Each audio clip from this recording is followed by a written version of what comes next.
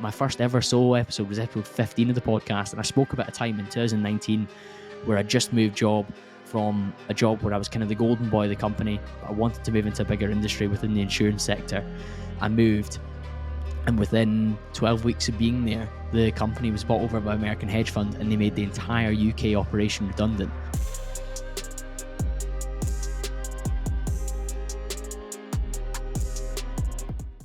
Back with a solo Q&A, episode 199. For those that are listening on YouTube, you won't have heard the introduction where I said a massive thank you to everyone for their support, which has enabled a milestone like episode 200 to be just around the corner. So thank you to you that are on YouTube. And if you are listening on audio, which I'm sure the majority of you are, if you aren't across on YouTube, please go across and hit the subscribe button on there. We have grown a lot on there, and it's still very much in its infancy on there versus the kind of top 1% tagline that we've got on the audio podcast. But 30 questions to work our way through, and let's get cracking. Question number 1. To start a business, you need to solve a problem / spot a niche. Is this the biggest BS ever told? A little bit of a leading question, and clearly you've got a bias, but I'm going to try and be as impartial as possible when I say that fundamentally I think a business or a service or a product, it must fulfill a purpose, provide value, or solve a problem. Importantly, pain is a much greater motivator than pleasure in many ways. I often give the example of the rats in the study where they were deprived of food for a period of time. They measured the speed and strength that they pulled through their tail in a coil towards cheese, and then they measured them again when they had the wafting smell of a cat behind them and how far they pulled towards the cheese in that instance. And they found that the rats that were running away from the cat and pulling towards the cheese pulled harder than those that were just moving towards the cheese. So there is something from that. In my day job, if I think about what I solve there, we furnish properties, in particular majority student accommodation, and that's removing a burden and challenge and providing a positive outcome and solution. So it's doing both. It's removing the problem of maybe having to source furniture, having to assemble it, having to install it yourself, and it's providing a solution and an outcome in terms of having a fully furnished, durable, tidy, aesthetic property within your budget. If I was to coach a salesperson and get them to improve their confidence and their approach when they were prospecting, maybe how they held their meetings, how they structured them, the presentations they gave and the style they had, or even the conversations they might need to have to close a deal and to get something over the line, I'm solving a problem or I'm helping them with somewhere that they've got a lack of either confidence or ability. And I'm also moving them away from a position where they're not fulfilling the potential of what they could earn or what they could sell or what they could benefit from. I think in that regard, solving a problem is something that a lot of businesses do try and do. Equally, you mentioned the term niche. I do think that's overrated, particularly in the early stages of your business, because I don't think, while you can't appeal to everyone, being super specific and like pinpoint in the early stages is very, very difficult. You have to appeal to a reasonably wide base so you've got something to shoot at and a wide enough client base to win. And then lastly, I would say that your value as a business can come from solving a problem, improving a situation, providing value, supporting. It doesn't necessarily just have to be solving a problem, but I definitely think a number of businesses do have to solve a problem in order to be successful. Question number 2, what are your thoughts or ideas on your own personal use of AI? Personally, I don't think I use lots and lots of AI. There's been a few clips that I've generated through an AI tool that I use called Opus, but my clips editor that I use on a personal basis is better, and he's far more precise when it comes to picking the different clips and the things that will go well, and he personalizes it to CamBro with the different logos and stuff like that. I'm sure AI is working towards that, but it's not there at this moment in time, so I don't use it lots. There's a transcript tool that I've used before that's an AI website, and it's much better and more efficient than me or even somebody else transcribing the full conversation while I'm listening back to it. You simply copy and paste the file across and it does it for you. It takes half an hour or something like that, but that's still incredibly fast, and I'm not having to do that. In that half an hour, I can go and do something else. And I guess the one that everyone is probably the most acquainted with or has dabbled with is ChatGPT. It's really good for summaries of books that were written before 2021, or if you're doing background research on someone that was known before 2021 as well, then it can be helpful for finding out different things about them that you maybe haven't been able to find from Wikipedia or other searches. My understanding is that future versions will, of course, include information post 2021, so it'll have a lot of value from that perspective. Currently, though, I see a lot of people using ChatGPT for writing their content, whether that's blog posts or social media or emails.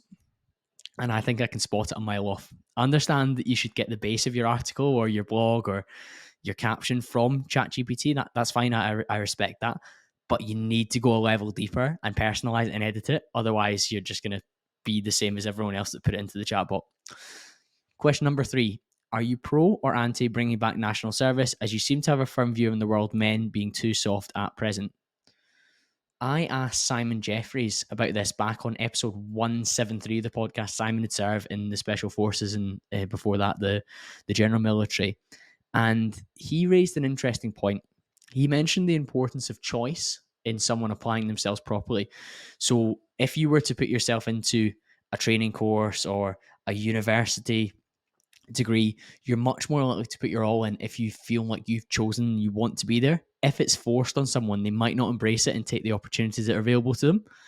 My own view is, as somebody said at the end of this question, a lot of boys who would refuse national service may actually need it the most. So if you make it compulsory, the people who are opting out, who would benefit the most from something, sometimes people don't know what's fucking good for them in that regard.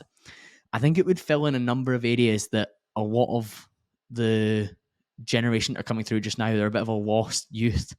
It would give us more discipline. It would give us structure, hard work, and even pride in being from Britain and from being a man as well, which I think is missing at the moment. There's a really big guilt culture at the moment. There's a self-depreciating culture in the UK around men in particular. And I think this is one factor in the men's mental health crisis and a lack of identity and purpose that people are experiencing.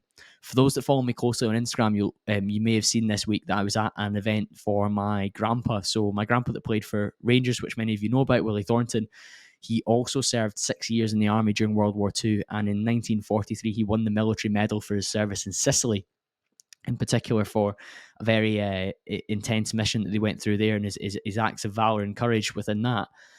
And when I went to that ceremony, there was loads of young people from his hometown of Winchburg, which is a tiny town in Scotland.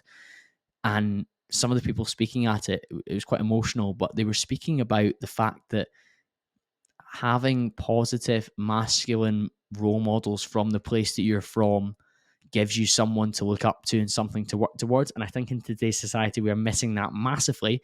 And I think the youth would benefit hugely from that as well, because while they might not work with somebody who's got a military medal, they would probably look up to their captain or their sergeant or the general or whatever the rankings are within the system and find somebody that they could emulate and have as a positive male role model if they've been missing that in their life.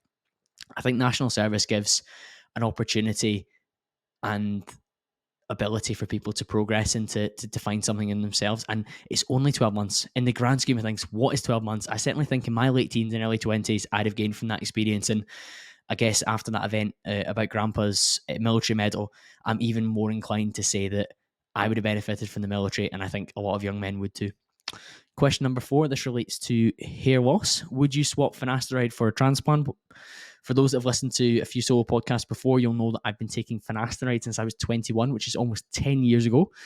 And it's limited the loss that I've experienced, but there still has been some thinning and recession around my temples. And I would plan to get a hair transplant at the temples within the next 18 months. But even after any transplant, because of the nature of hair loss and DHT within the scalp, you do likely need to maintain your finasteride dose, or you'll see loss behind the transplanted area, which of course wouldn't look good. For me, finasteride, when I started taking it, was pretty much a lifelong commitment. So I don't think it's a case of swapping finasteride for a transplant. I think after you have the transplant, you'd probably get back on finasteride as well. Question number 5. How did the Super Fantas go down on holiday? Was this a brief break in your sobriety, or is there no label on it? I completely embraced the full nature of the holiday. And when we went to Majorca for a week, I drank 4 times in the 7 days. And all 4 were very much sessions and parties that we really, really went for it. I didn't necessarily label it. And I haven't drank in the UK since I did it twice in the summer of 2022, May and or June and August.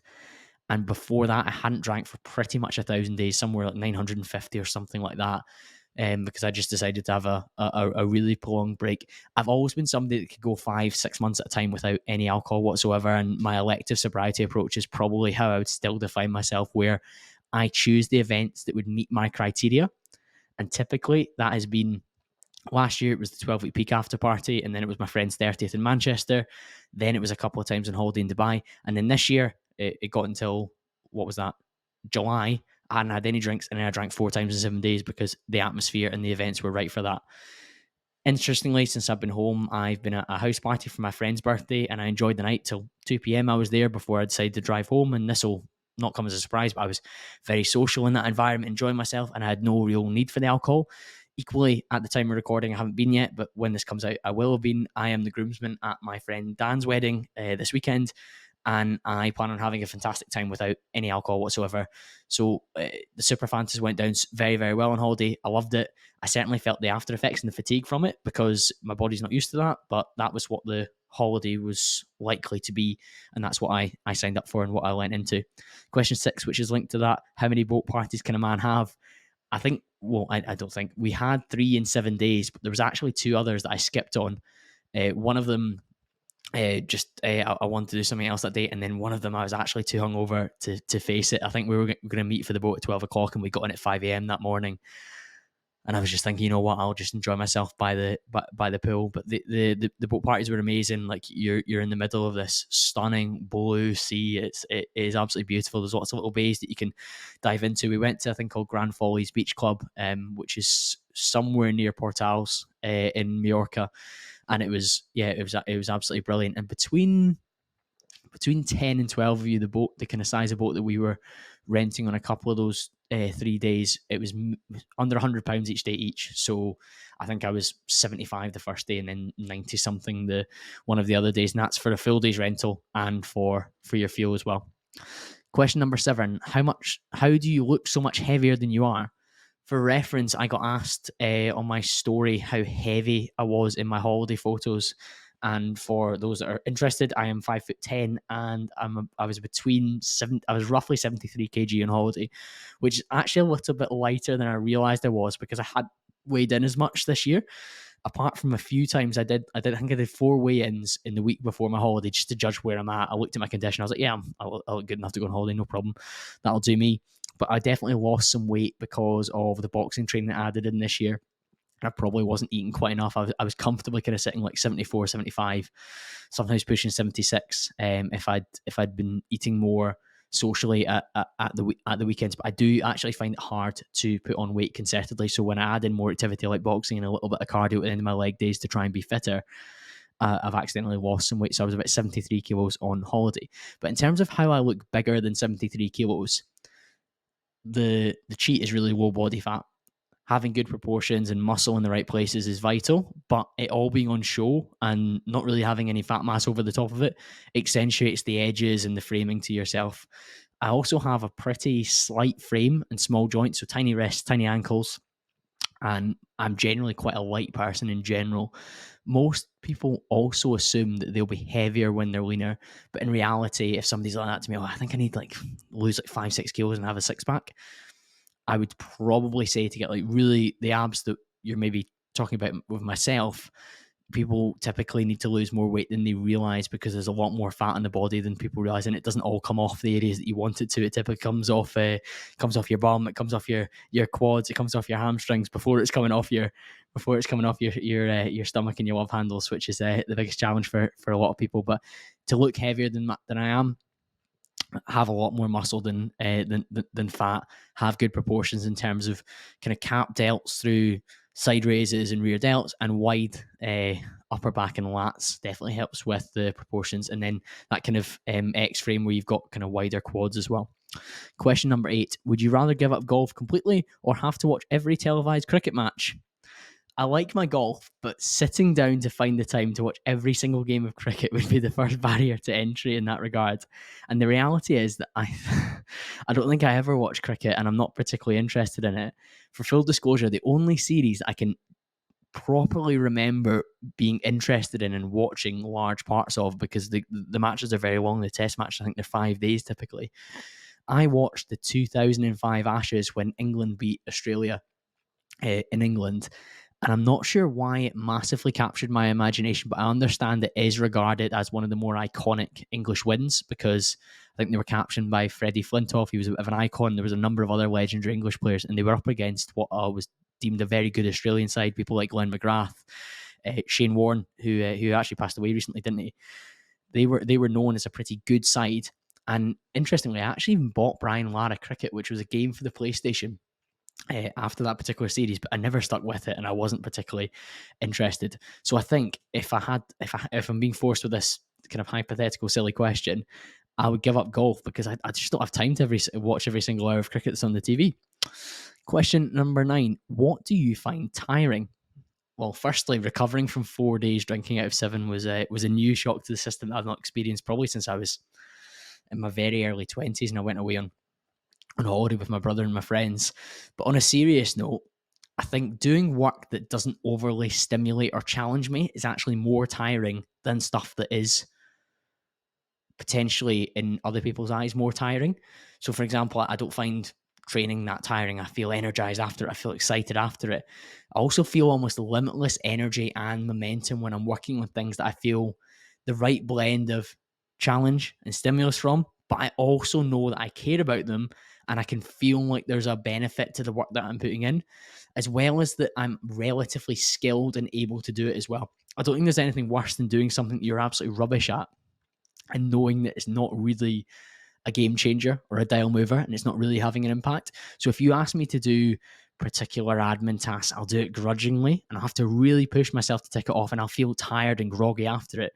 Whereas if you ask me to maybe research a particular podcast guest or to get on this microphone tonight and answer these 30 questions, some people might find that really tiring, but I don't. I'm excited by the prospect of it. So everyone has got little domains where they get benefits. So I find that tiring. I also find it tiring sometimes debating some of the different conspiracy theories that are going on at the moment. I'm trying my absolute best to not be negative about where the world's heading because I think we should all just take massive personal responsibility. And if it is going to hell in a handbasket, at least I'm putting myself in the best possible position. But that can be tiring sometimes as well, although other times it can be good fun too. So that's a kind of side note to that question. Question number 10: which guest do you think impacted your listeners the most? So many different guests in so many different ways will have impacted the listeners. I know that even episodes that have had half the number of downloads as some of the more popular ones, I've had really interesting messages about how somebody has taken action off the back of what the guest has said, or they've done something really positive, or it's spoken to them in a particular way that's moved them, which is fantastic.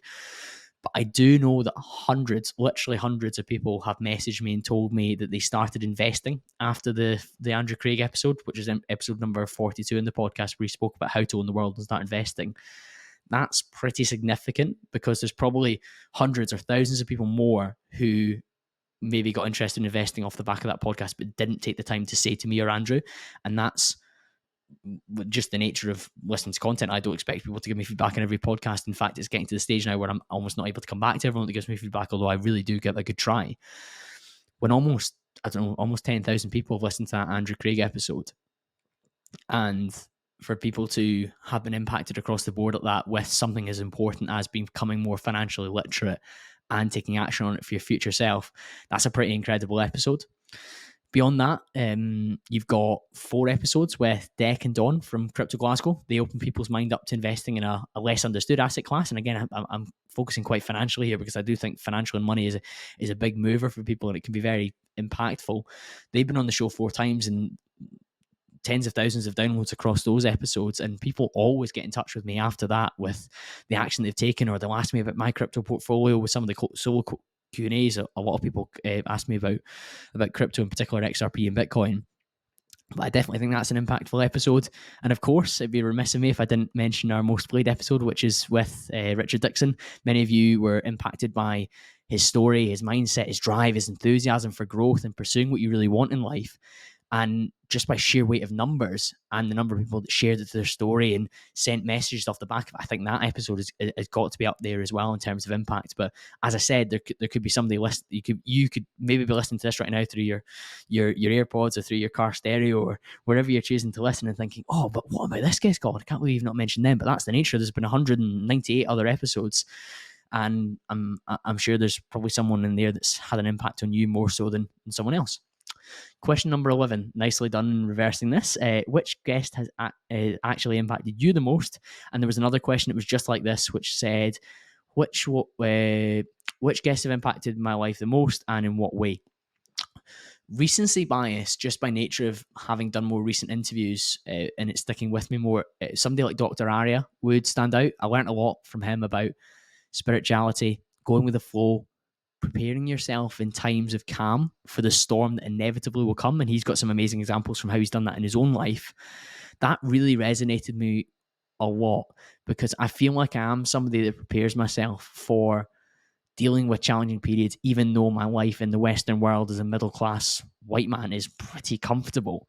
I try and be ready for the storm. And funnily enough, it depends how long you've been here, but my first ever solo episode was episode 15 of the podcast. And I spoke about a time in 2019 where I just moved job from a job where I was kind of the golden boy of the company, but I wanted to move into a bigger industry within the insurance sector.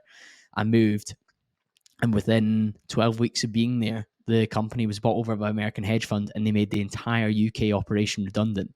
So for me, that was a really interesting test of me being resilient and strong enough. And anyone that's listened to that episode will know that I came out of that better. And anyone that I think hopefully knows my character knows that I'm extremely resilient and extremely resourceful in that regard. So I came out of that with a better job and didn't really lose any sleep over it. Whereas I think a lot of people, a redundancy is one of the big fears that you would have.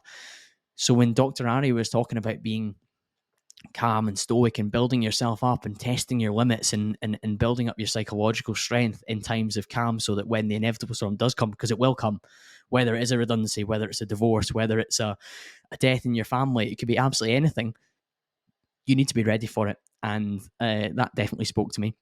Beyond Aria, I've definitely been heavily reacted by the Crypto Glasgow boys. I mentioned Deck and Don in that last one, to the extent that 1/3 of my investment portfolio was in crypto, and I didn't understand it before October 2020, and so that's moved pretty quick.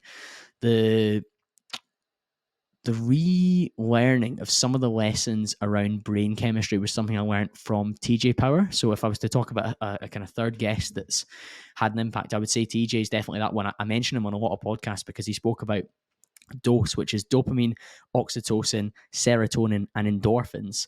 And I feel that once you can master some of those chemicals and the behaviors that you can do with your body to dictate how your mind feels, is something that is definitely worth considering. Number 12, right, here we go. Is CT Campbell dating? I'm smiling because that's my personal Instagram handle, and I suspect this is probably one of the most personal questions that you can be asked on a podcast like this, albeit I am pretty fucking transparent.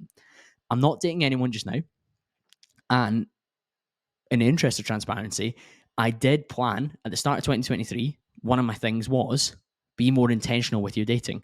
And that was influenced by the work of Logan Yuri, who is a future upcoming guest on this show. We're just getting a date sorted out for Q4.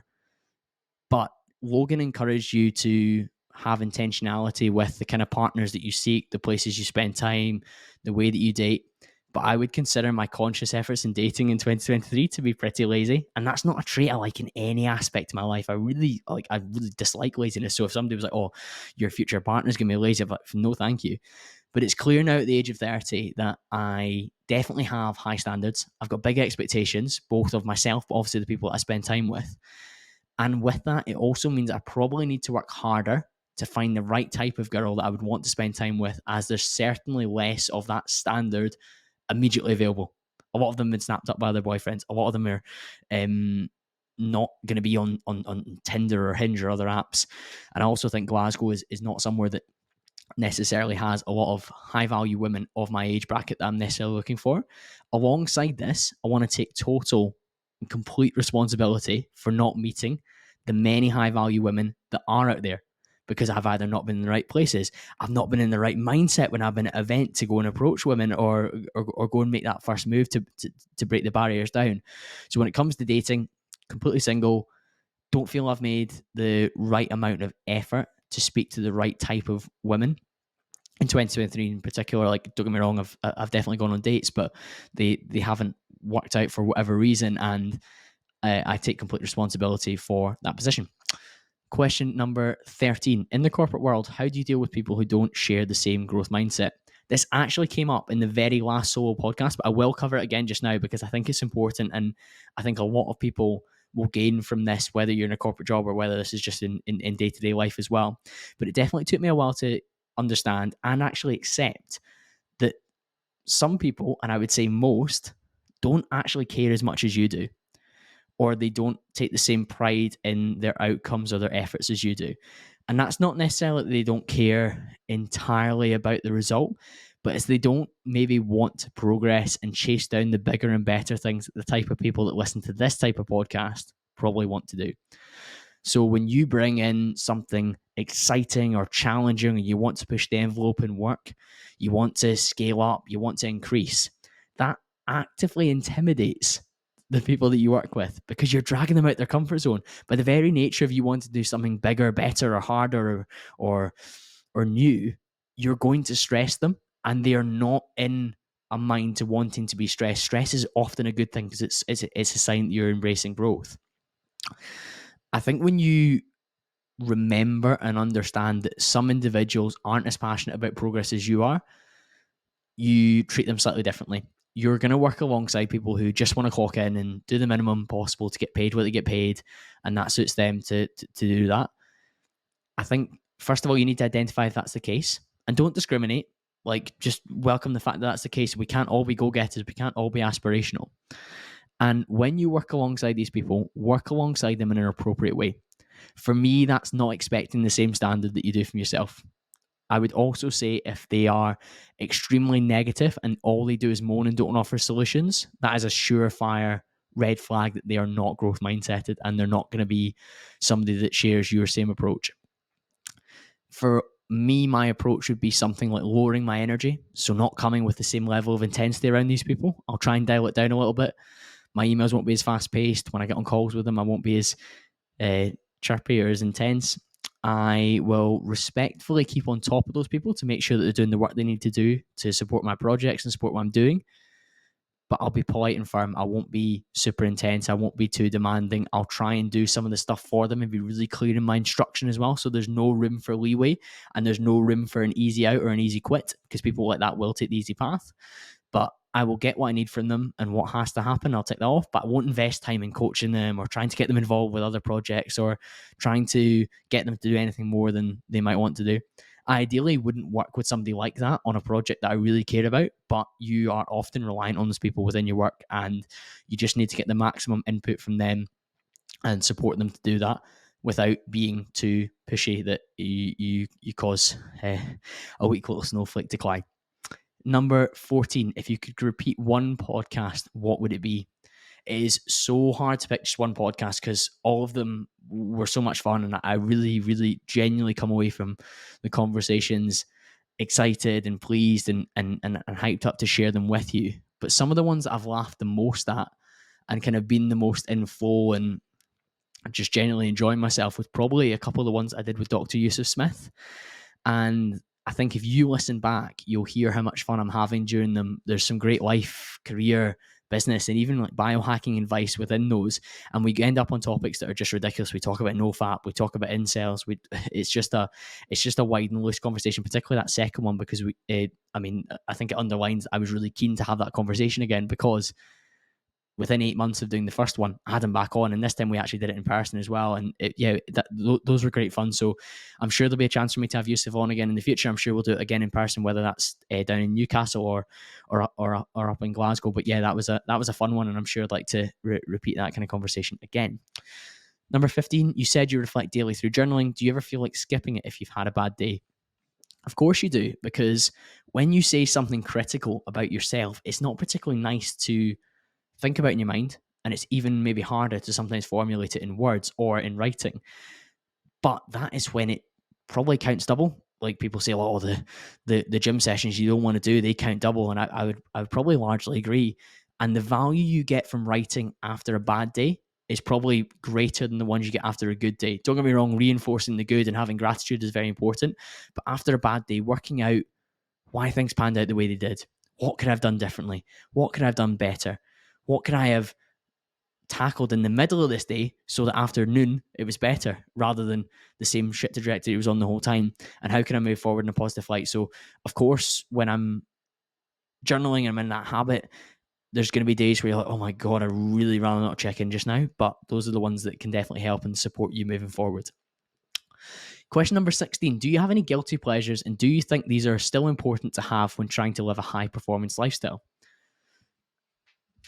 I've not used the term guilty pleasures in my life for as long as I can remember. And I genuinely Googled like common common guilty pleasures when I was sent this question. And those tend to be things like, I don't know, trash reality TV, or, oh, I'm really partial to a particular type of takeaway on a Saturday.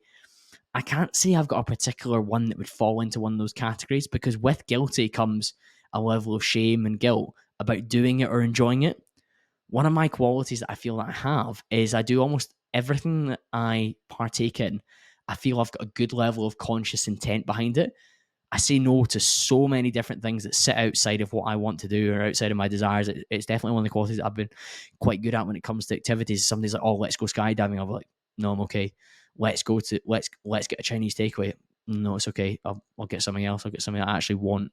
So I don't think I necessarily have like a particular guilty pleasure, because I think the word guilt associating it with a pleasure isn't great.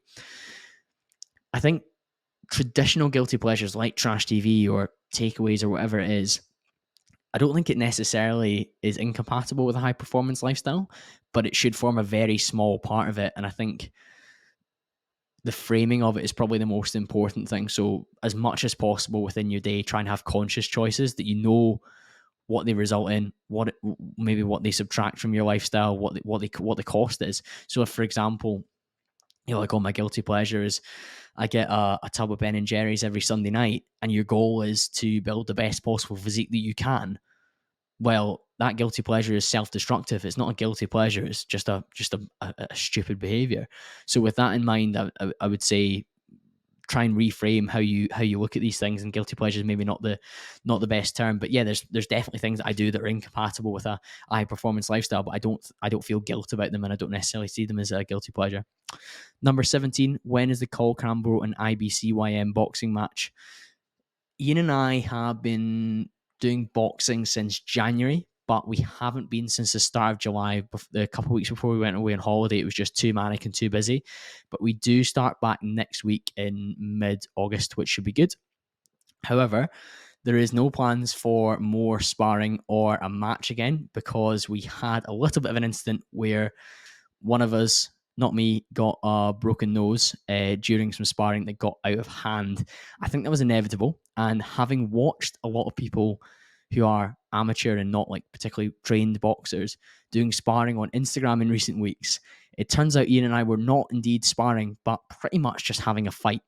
The intensity of which was just far too much. If somebody was like, "Oh, you're punching at 50%," I think we were punching at 150%, because it was pretty intense and pretty hard going. So there's lots more boxing training to come, but there's no plans for a CamBro's boxing match anytime soon. Question number 18. What's your future upgrade plans for the podcast? Maybe a hornier, more exciting intro tune.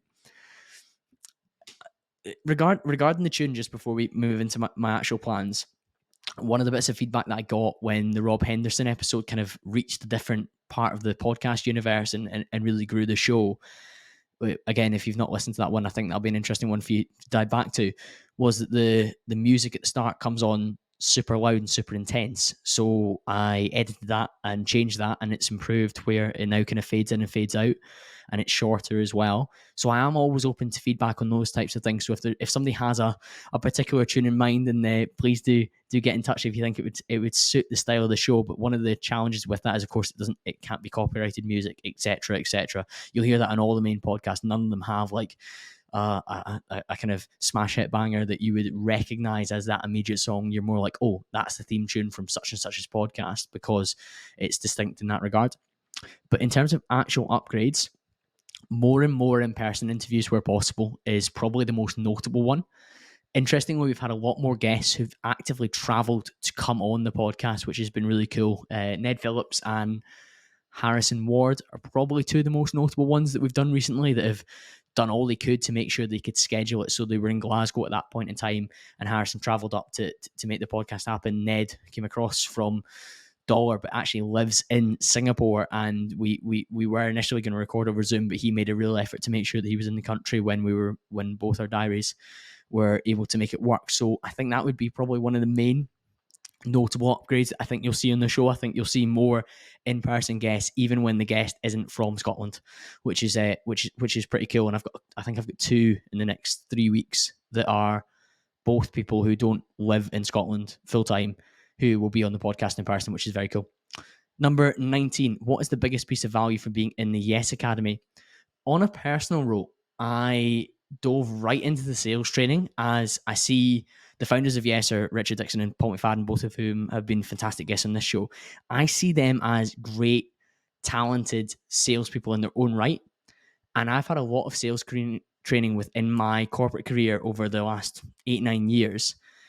And I feel like I'm quite sharp in that regard. I've sold over £1 million of furniture this year. Like I've gotten good at this in terms of this space.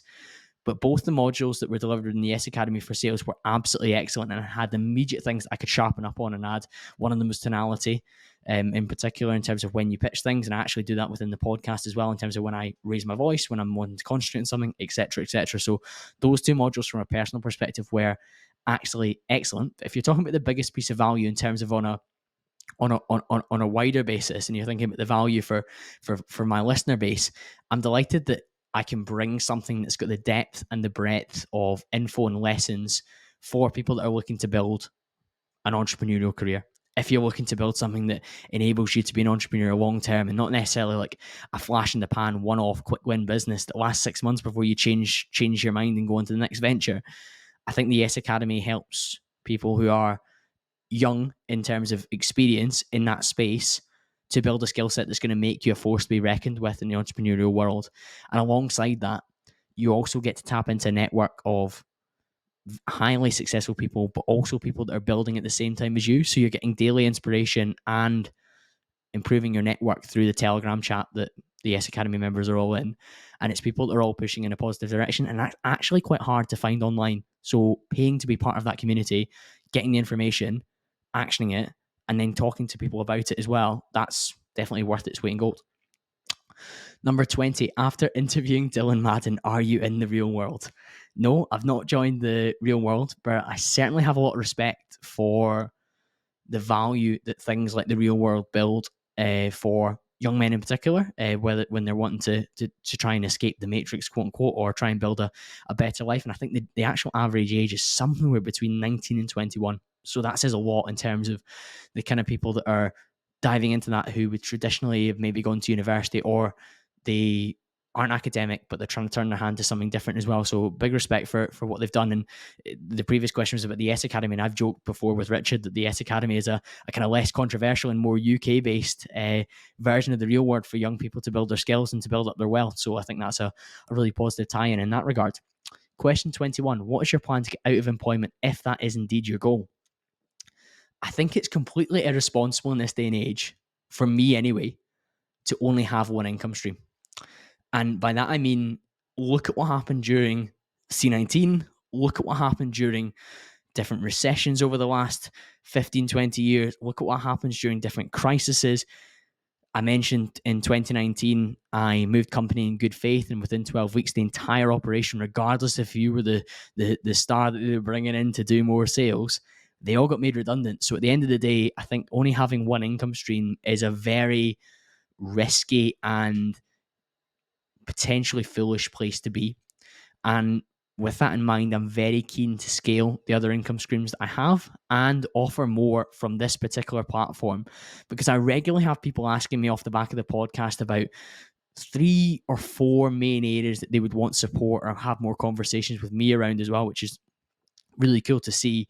And it's actually wrong that I don't have an offering for them. It's irresponsible on my behalf to not have more income streams, and it's irresponsible to my audience for me to not be able to support them, whether that's something as precise and as niche as podcasting or how to grow a podcast and set one up, or whether it's something wider like speaking with more confidence, improving their sales ability, or building time management structures and productivity tools to make sure they can do all the different things they want to do in the same way that I'm doing it, or even if it's improving their physical health and their well-being, I should have different ways of being able to support people off the back of that. So I think that's the plan, to have something in those different areas that people can benefit from. And then, of course, off the back of that, I would be remunerated accordingly. Equally, I've never been someone that would ever consider leaving employment if it meant a lesser lifestyle lined up to replace it. I'm somebody that has growth and aspirations in mind, and I've done that within my corporate career, and I think we'll touch on that in one of the other questions within this.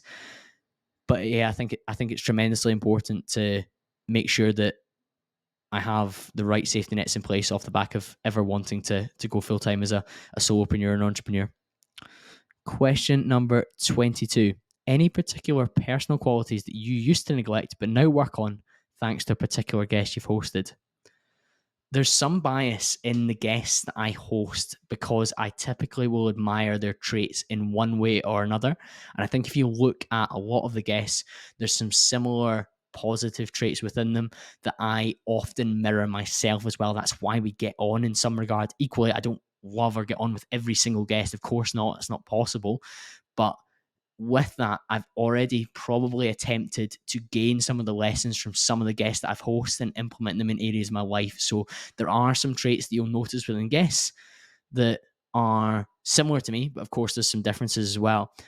Because in terms of areas that I neglect or I know that I could potentially be better, I've talked about this on previous solo podcasts before, so apologies for the overlap, but I think this is an important point to stress. I don't think I'm radically creative in that I'm not someone that creates something that's super unique and brand new and edgy and different. I, as a personality, like to see how things are done, understand a bit more about them, come in, improve on them, bring my own spin, make it my own version, and build it in the best possible way with my relentless work ethic and my ability to index on quality and do things better than the average man, in my opinion. But somebody like Matt Kelly, who I hosted back on episode 183 or something like that, he's built numerous brands with just the most creative, visionary direction. And he's a guest that I really admired that about. And if I could have more of that quality, then it'd probably be something that I would enjoy. But equally, I would have to do it in the Colin Campbell way. You don't want to be the Aldi Matt Kelly or the Costco whoever. You want to be the best possible version while borrowing some of the traits or personality qualities from somebody else. Okay, the number 24. Do you think podcasting is too saturated now, and how can someone decide if they should have one? Yes, podcasting is saturated, but not with good and consistent ones. There's lots of podcasts out there that turn up occasionally and deliver the odd podcast and then they're gone. Or there's lots of podcasts that do 8 episodes, and I think the stat is something like 80% of podcasts don't make it past episode 8, and then another chunk after that fall away episode 23. So depending on your goals, you should absolutely consider having a podcast. If you don't necessarily need to have like a kind of global podcast like this one in terms of trying to get to that top 1% or beyond or whatever else, you don't need world domination. Podcasting is the ultimate personal brand tool. It's also the ultimate networking tool.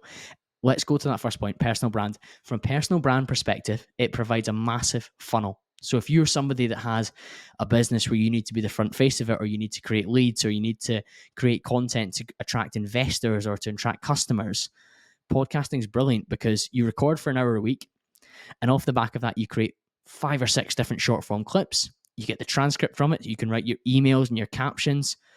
You get to create authority in the space that you're in because you're talking about a particular topic that people will deem you to be credible or an expert in. Because if you can't hold a conversation for an hour, chances are you're probably not very credible. But if you can do that, then your audience will have trust in you and they'll have faith in your personal brand, which is very important. And then the networking side of things, I have spoken to people on this podcast, and I've got friends that host podcasts as well that have spoken to people they couldn't possibly believe they would have spoken to if they didn't have a microphone and a good setup and a few thousand listeners that would enable them to do that as well. So podcasting is an incredible tool for both building your personal brand and for your network. And if you are somebody that thinks those two things are important to you in the longer term, podcasting, in my opinion, is still pretty young. Not everyone's listening to podcasts yet. More and more people are listening every single year, which is fantastic. More and more people are building podcasts, but then them falling over. There's loads of things that you can do to fix that, and that's something that I can definitely speak about and support people with. But no, I don't think if you had the right approach, I don't think you would become just one of the other mundane kind of shit podcasts out there that falls over. Question number 25. Have you found yourself get closer to God during your self-development journey? A deep question. No, I don't think I'd say closer to God, but more open-minded to the benefits of religion through this podcast. A number of people I've spoken to that have a faith that I have a lot of respect for, and I can see the role it plays within society, particularly as we become more debased from reality and more woke and more politically correct. I think we definitely miss elements of religion where it had a lot more common sense to it in that regard, but equally, religion has its downfalls too. But I would say in my self-development journey, I've become more spiritual and more open to concepts like energy and power, but probably less so. I don't think I've moved closer to having faith in one higher power or one deity or entity above us, but I've got complete respect for people that do, and I've probably got more respect off the back of the podcast for people that have a faith than I did before I started. I was probably a lot more secular beforehand.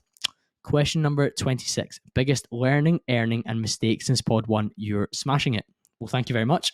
In terms of learning, consistency and improving on quality over time relentlessly can get you into the top 1% in many, many fields. I'll repeat that again. If you are consistent and you relentlessly improve the quality of your consistency and the efforts that you're putting in, then you can get to the top 1% in your field. Now, I've demonstrated that can happen. I've learned that I can do that in the podcast world, but many of my guests are top 1% in their field. They're outliers. They're people that have achieved things that are beyond their peers. That's something that's just been reinforced over and over again within the episodes. The second one was biggest earning. I mentioned this in the previous question. My network is worth its weight in gold. I have some phenomenal friends. I've got some amazing numbers in my WhatsApp now. I've got some amazing email contacts that I've got. I've learned a tremendous amount from speaking to these people. I've done business with some of these people as well, and that's only the very tip of the iceberg. And I haven't cashed in a lot of that yet, and I'm not in a rush to, because I'm not somebody that does it purely for that reason. But in terms of earning from the podcast one, I've massively earned the brilliant and strong network that I've got that will open doors for me in the future and will continue to do so at this moment in time too. Biggest mistake, I think elements of the production in the early days and even up until, I don't know, 30, 40 episodes ago. No, probably not. I'd probably say like episode 130 or something like that. I think the quality could have been higher, faster. I think when you do like the first 20 episodes and you're in the strictest possible 10 weeks of the first lockdown, I did 20 episodes, 2 a week. I think it's only fair that you were just recording on the mic that you had and Zoom that you had access to, and the clips that you were producing off the back of it were like this little audio wave clip that I kind of cringe when I see them now, and the thumbnails on YouTube were absolutely non-existent, and the kind of audio graphics and promotional images that I created were absolutely shit. That's fine, because I didn't know any better. But as that started to progress, I should have leveled up the quality of that sooner. And some of the guests that I had on during that period, I probably would have reached more of their audience and showed them how good a show this is if I had done that part of things better earlier on. And I think if I was to talk to Colin in late 2020, early 2021, when the podcast was kind of ticking past 50 odd episodes, I would have indexed more on some of the quality in terms of moving on to StreamYard, getting the better microphone, having better clip production, having better thumbnails and promotional images, and really doubling down on that regard. That would definitely be a mistake that I made that I have decided to rectify fairly recently. Question number 27. As a super focused and high performing individual, in my opinion, how do you cope internally with keeping up with your own high standards and expectations of yourself? Well, thank you very much for thinking I'm a high-performing individual. I do try, and I think I do in certain domains. My number one piece of guidance when it comes to keeping up with your own high standards and expectations of yourself is to act in accordance with your values and identity at all times. If your expectations are high, try and meet them. If you don't try and meet them, that's kind of your fault. Or if you choose not to, at least understand why you haven't met your expectations. So be clear that, I think I mentioned earlier, you were saying like, oh, my guilty pleasure might be a tub of Ben and Jerry's on a Sunday night watching a movie, and it means you eat too much and you stay up late, so you don't get up early and train the Monday morning and work towards that body you've always wanted. Well, of course, your expectations and your reality are going to have a delta between the two, because your actions were that delta, and it's your fucking fault entirely. So my holiday was a really good example. I was completely calm and in agreement that I would be using those 7 days to just enjoy myself. I ticked the boxes when it came to my day job. I ticked the boxes when it came to my podcast, which meant I didn't have lots to do when I went away. So if I partied for the first 3 days, which I did, and enjoyed myself and didn't really think too much about what else was going on, I felt able to do that. And my expectations of myself were not to be the typical version of Colin. They were to be holiday Colin. I changed my identity in that moment in time, which is really important. You can joke nowadays, you can identify as whatever you want. Well, you truly can when it comes to that kind of thing. You can be the type of person that you want to be, but then your habits and your actions and your behaviors have to reflect that. So with that in mind, I think if your expectations are very high and you have high standards of yourself, try and meet them as much as possible. And when you don't, understand why you've not done so and what might have had to happen differently for you to do that, or adjust your expectations in accordance with the reality of your circumstances that enable you to do these things. Question number 28. What is one thing you're doing wrong that you know you're doing wrong that you could fix?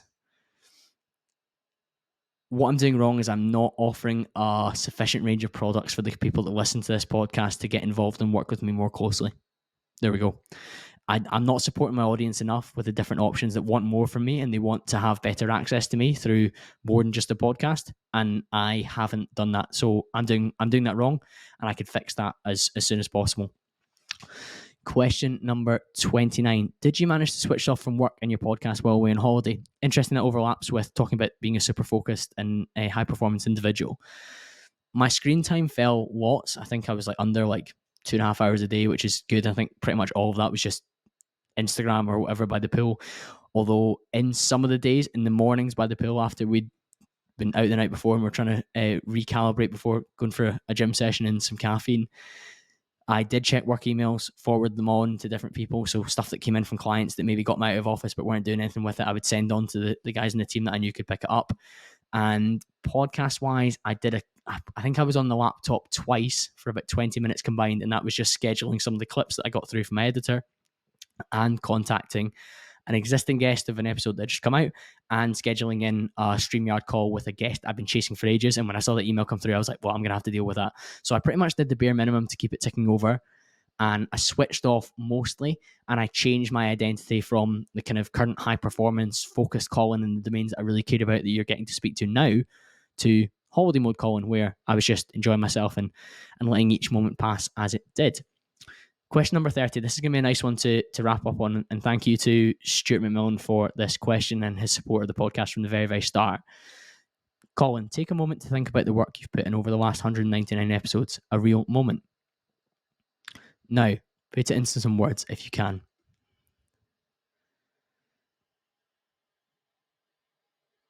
I think if I was to tell you about the things I was thinking about during those very brief moments that I took after thinking about the work that's gone into the last 199 episodes, there's a lot of pride. There's a lot of pleasure from seeing the fruits of that labor. There's a lot of satisfaction from knowing the positive downstream effects that that's had as well, because the efforts that I put on here to bring you interesting people or experts in their field has a massive positive effect on the people that listen to it, the thousands of people that choose to put me in their ears on a Sunday morning or on a Monday morning is absolutely incredible to see. And the work that I put in to that, I feel like you guys appreciate it. The kind of 500 combined 5-star ratings between Apple Podcasts and Spotify, that is a sign of that. The people that share it to their Instagram story, or they drop me a message, say, oh, I was listening to this episode and the episode came out 8 months ago, and I'm like, oh my God, or it came out 2 years ago, and I'm thinking, wow, that's incredible. That's still giving value at this moment in time. So that's that's amazing that work is paying off in that regard. And I certainly feel accomplished in that I've built a skill set that is valuable to more people than just a handful of people that were maybe listening to it in those first couple of episodes when I shared it on my Instagram. Or I mean, don't get me wrong, it had a few hundred. I was fortunate; I had a decent Instagram audience where there was a few hundred people immediately came across. But getting people to come from a short form platform like Instagram to come to listen to a podcast is hard work, because despite having 15,500 Instagram followers, I don't have 15,500 podcast listeners every single time in a day or whatever. It's just not how it works. But I certainly feel a level of accomplishment in building up something from the ground. And I feel excited about where it's still to go and what we could potentially achieve in terms of the different people we could speak to, the different topics we could touch on, the different opportunities it can open up to the people that listen to this from a positive perspective. And of course, me going on that journey in that regard as well, in terms of opening up my mind to new topics and new subjects, implementing these things into my lifestyle, and pushing things off the back of this that might change my life from a career and a financial perspective.